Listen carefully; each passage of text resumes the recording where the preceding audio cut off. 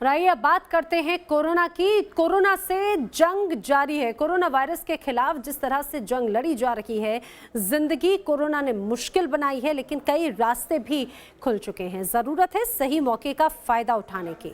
दिल्ली के युवा वैज्ञानिक शुभम गुप्ता ने अपनी मेहनत के दम पर कुछ ऐसा ही किया। देखिए एक रिपोर्ट।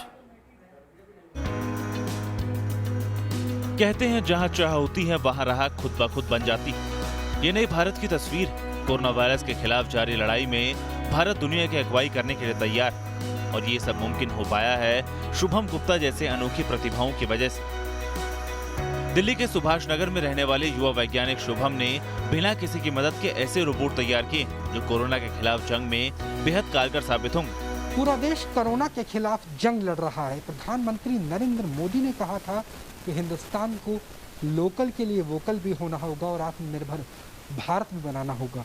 यहाँ आप देख सकते हैं कि एक शख्स, एक युवा हिंदुस्तानी, उसने ये जिम्मा उठाया कि प्रधानमंत्री ने जब आत्मनिर्भरता की बात की है, स्वदेशी की बात की है, तो स्वदेशी में अलग अलग तरह के ऐसे उपकरण बनाए जाए जिससे कोरोना के खिलाफ जंग लड़ी भी जा सके और जीती भी जा सके। शुभम ने 2 रोबोट तैयार किए जो पूरी सावधानी और सुरक्षित तरीके से चीजों को लाने ले जाने में सक्षम।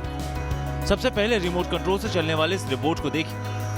इसमें 3 रैक लगे हुए हैं। तीनों ही रैक में 10 किलोग्राम तक वजन रखा जा सकता है, यानी ये रोबोट एक साथ 30 किलो तक सामान ले जाने में सक्षम है। और इसके आगे लगे स्मार्ट कैमरे की मदद से इसको रास्ता दिखाने और इस पर निगरानी रखने का काम किया जा सकता है। खास बात यह कि इसमें टचलेस सैनिटाइजिंग किट लगी हुई है। इस रोबोट का हाथ नीचे होते ही सैनिटाइजर आ जाता है और जिस रास्ते से ये रोबोट गुजरेगा उस पूरे रास्ते को ये सैनिटाइज करता हुआ जाएगा।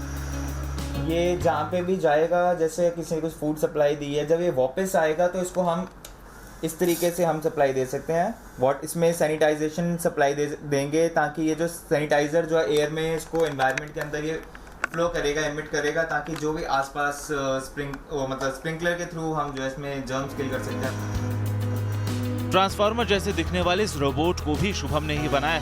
सिर्फ 10 दिनों में बनाए गए इस रोबोट में घरेलू वस्तुओं का इस्तेमाल किया गया।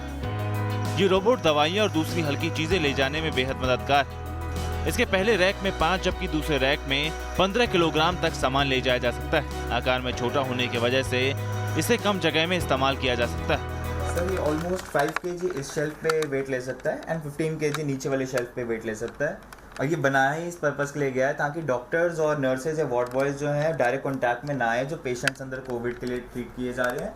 ये जो भी मेडिकल सप्लाईज उनको चाहिए, वाटर या फूड चाहिए, इस जाके उसको सप्लाई करके वापस आ सके। शुभम गुप्ता 2014 में केंद्रीय मंत्री स्मृति ईरानी से इनोवेशन अवार्ड हासिल कर चुके हैं। इसके अलावा दिल्ली सरकार और विभिन्न संस्थाओं ने भी शुभम को सम्मानित किया। शुभम ने कई संस्थाओं और अस्पतालों में अपने टचलेस सैनिटाइजर डिस्पेंसर की सप्लाई भी करनी शुरू कर दी।